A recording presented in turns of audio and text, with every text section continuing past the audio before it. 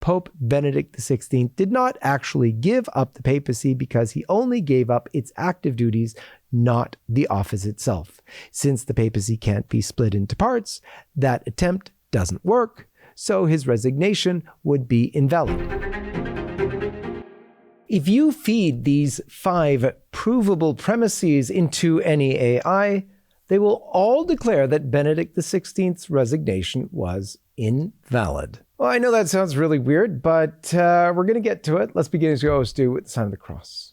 In the name of the Father, and of the Son, and of the Holy Ghost. Amen. So a few months ago at Sign of the Cross Media, we broke the story that the Vatican Criminal Court was investigating the claim that Pope Benedict XVI's resignation was invalid based on the petition to the court submitted by Canon lawyers of a longtime well-known Vatican journalist named Andrea Cianci. The acceptance of this case by the court showed that there was at least some modicum of possibility of such a claim, and so I've looked into it more than I ever have before. I reviewed statements from faithful and God-fearing Catholics who risked everything to warn openly of what they truly believed was an anti-pope in Francis and then subsequently in Leo. Men like Archbishop René Gracida, who just died, Archbishop Jan Pavalenga, the former superior of Archbishop Athanasius Schneider, Archbishop Carlo Maria Vigano, who suffered a pronouncement of exorcism for this very thing, the famous Fatima priest, Father Nicholas Gruner, Italian well-known Father Giorgio Maria Fare, Dr. Edward Mazza, Patrick Coffin. Basically, the thesis of Benedict's resignation being invalid stems from his failure to resign properly. Whether or not he failed to do it properly was his intent, or if it was unintentional, that's a key question, but it's actually beyond the point. And here is the central point. Canon law requires that in order to resign the papal office, the munus, in Latin, the office, it must be resigned. So Canon 332, number 2, says that the Pope must renounce his munus for the resignation to be legal and complete. The munus is the actual papal office itself, the permanent job title, if you will, of being the Pope, the full authority and role given by God. In Benedict's official resignation document, the Latin language Declaratio from the 11th of February in 2013, he wrote that he was renouncing his Ministerium, not his munus. The Ministerium is the active work, the day-to-day exercise of governing. So that the claim that these many faithful Catholics are making, high-ranking Catholics who again risked everything for this, is that Benedict only said, I resign from doing the day-to-day work of the Pope, Ministerium, but he never said, I quit being the Pope, the munus. Therefore, under the exact wording of Canon 332, number 2, the resignation was not properly done and is invalid. Now, the weirdest part of this is that twice in his Latin document, he actually talks about the munus, the munus petrinum, the Petrine office, which is the actual office of the Pope, which he was supposed to resign if he wanted to resign. But when he actually declares the resignation in the essential line, he says, and I'll quote it for you in the Latin, Declaro me ministerio renunciare. I declare that I renounce the ministry. So basically, he used the wrong word. And it is posited that the legal requirement of Canon 332 was never met. Benedict kept the munus, the office, they say. He stepped back only from the ministerium, the active exercise. And therefore, he remained the true Pope in a hidden or impeded way, or just by the fact that he didn't do it properly, which means he made a substantial error, but he's still the Pope. You might say the easy explanation for this is that his Latin was not up to scratch. The problem is there's a massive difficulty with that suggestion. He was one of the world's greatest Latin scholars. Joseph Ratzinger, who later became Benedict XVI, had his formal classical education in Latin from the age of 10. It was pre-1945. Ratzinger attended the classical gymnasium, the high school, in Traunstein, where the curriculum centered on Latin and Greek as core subjects. He began this classical training at age 10, and he excelled in it. And you can check out the fact that he excelled in it in his own biography from 2008. It says he begins classes at the local gymnasium for classical languages, where he studies Latin and Greek. Go check it out. It's in his official 2008 biography. Also, in his doctoral and postdoctoral work, they required advanced Latin scholarship.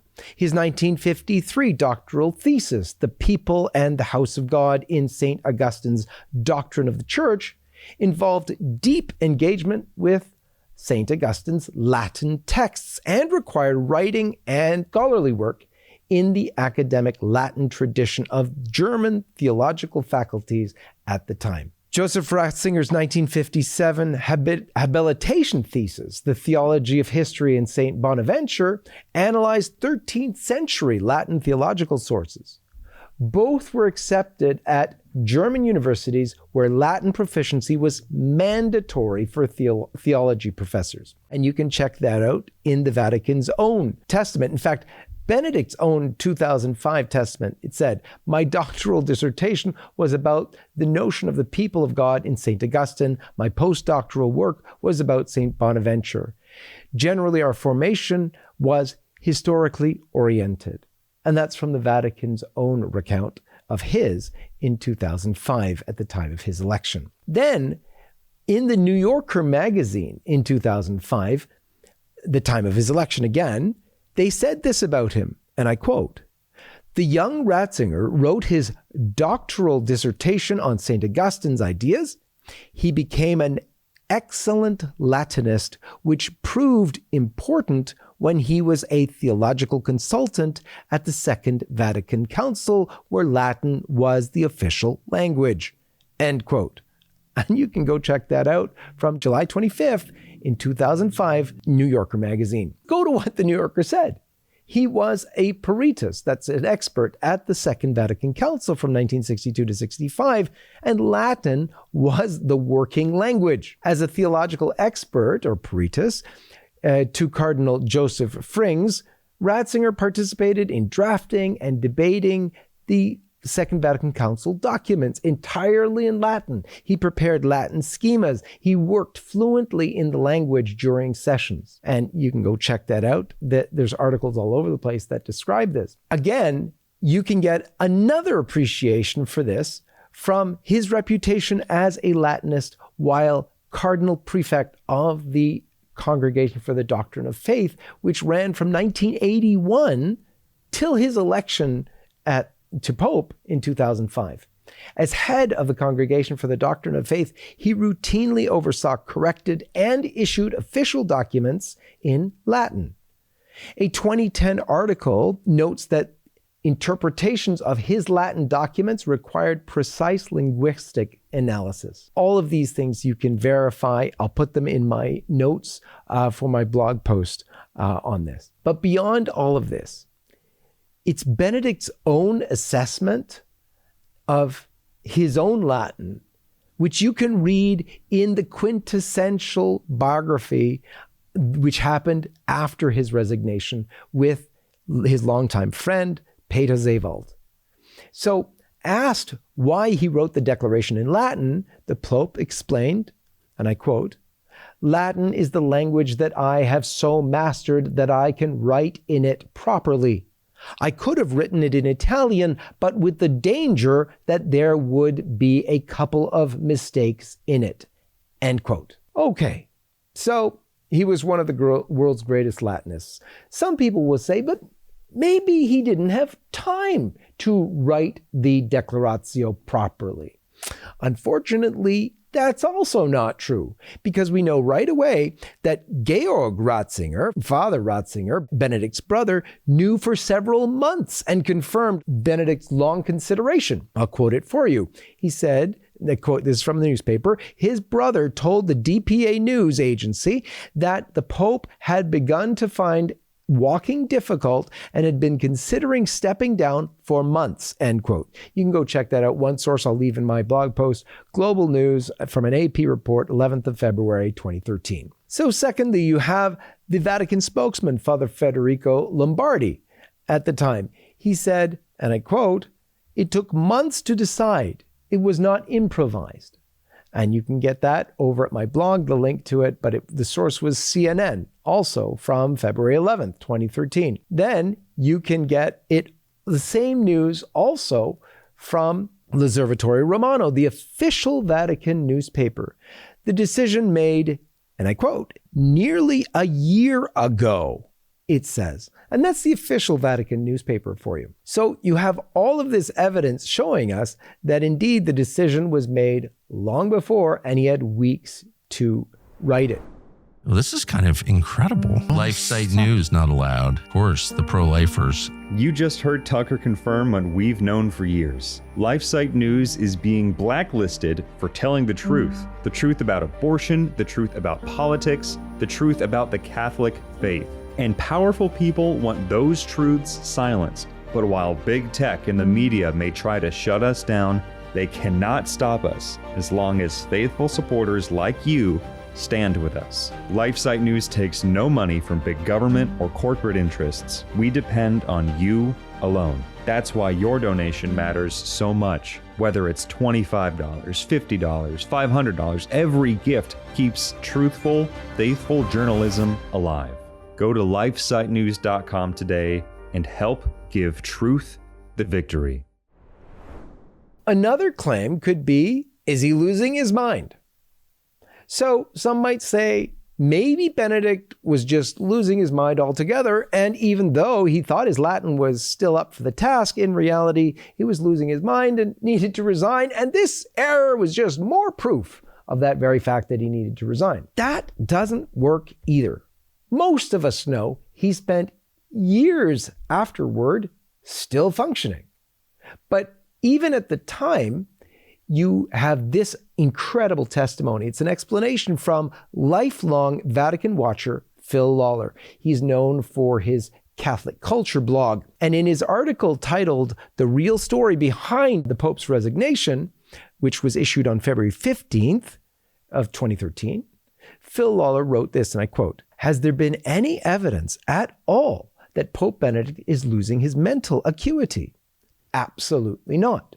Just this week, at a Thursday afternoon meeting with priests of the Rome diocese, the Holy Father apologized for not having a prepared address, and then extemporaneously delivered a cogent, well-organized, and fascinating 45-minute talk on the interpretation of Vatican II. He remains a brilliant analyst, preacher, and teacher." Go check that out from Phil Lawler at the time. In order to find an explanation, we have to dig deeper into this resignation, which has caused so much controversy. The only explanation for Benedict XVI failing to resign properly seems to be his belief that in some way he could retain the papacy. It is, in fact, what he said. The main texts of this postulation come from Archbishop Gänswein, who was Benedict XVI's longtime personal secretary and prefect of the papal household. In a May 20th, 2016 speech at the Pontifical Gregorian University in Rome, and I'll give you the full link to the full talk, which was in German, it was during this presentation of a book on Benedict's pontificate, Archbishop Gänswein explicitly described Benedict's 2013 resignation as creating, and I quote, "a new situation in the papacy." He said there's an expanded or quasi-shared Petrine ministry with two complementary parts, one active, and that meant Pope Francis, and one contemplative, meaning Benedict himself.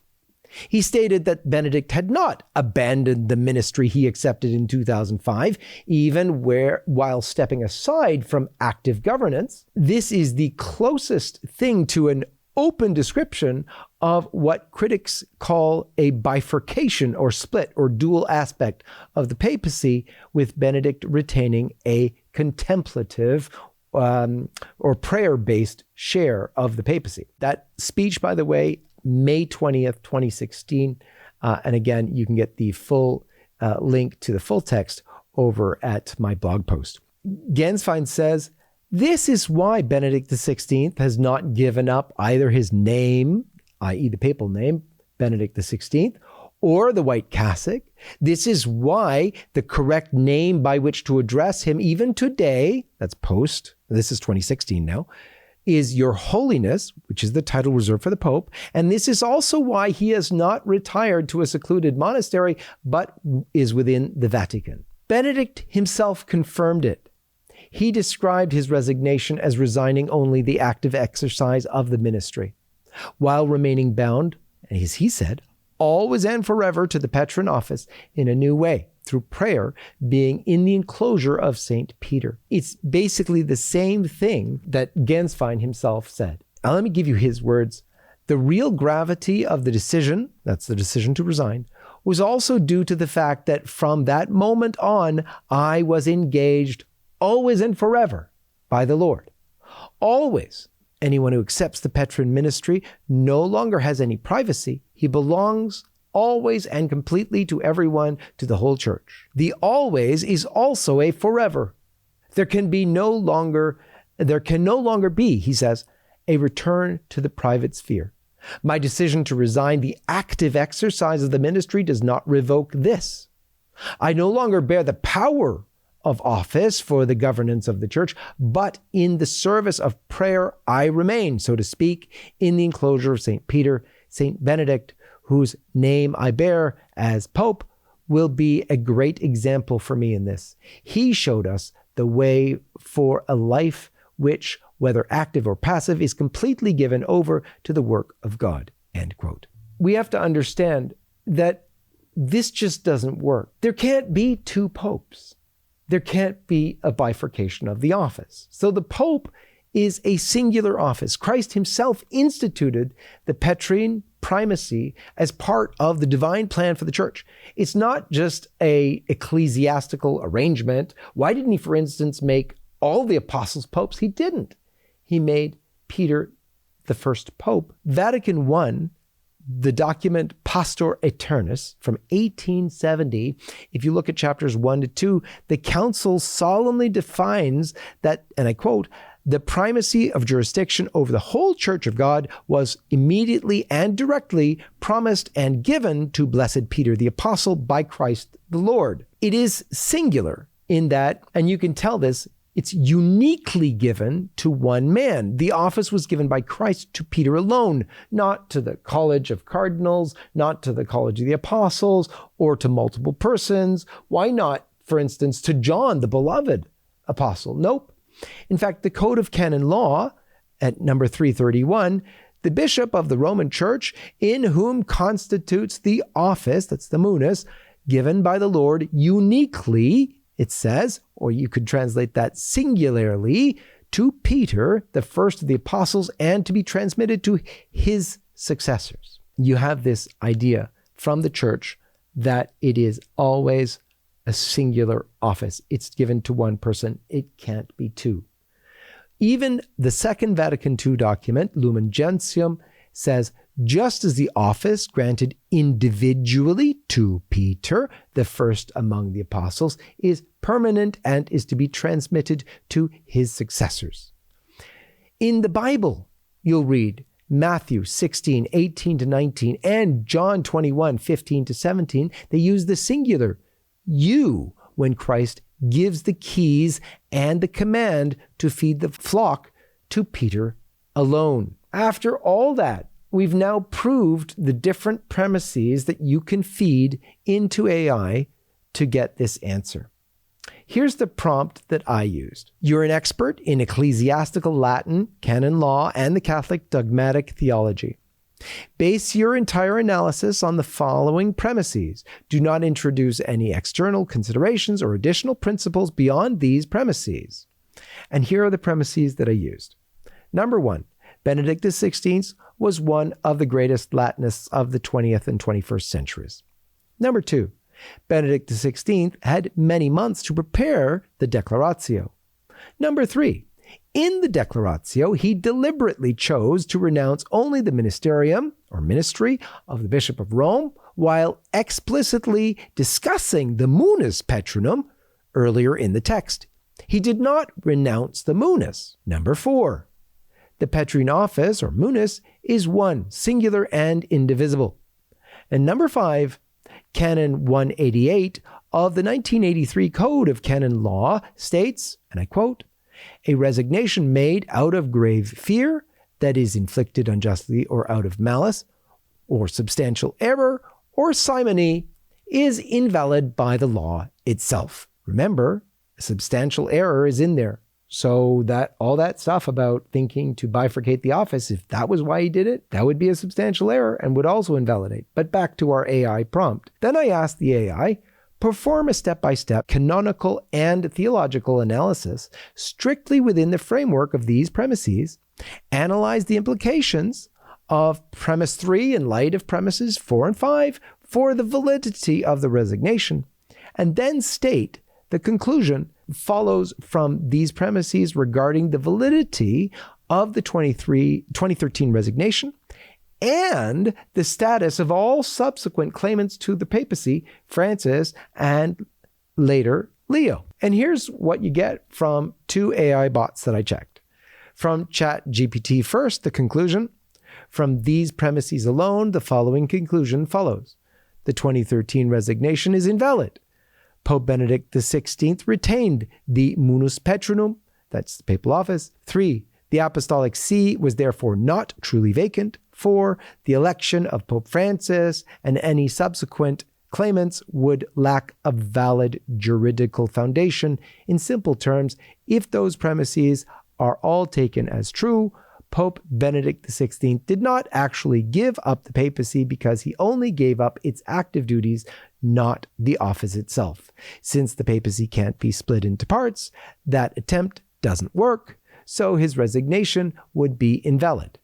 That means the papal office was never truly empty. Therefore, Pope Francis and any later popes would not be valid popes under those assumptions. And that was from ChatGPT.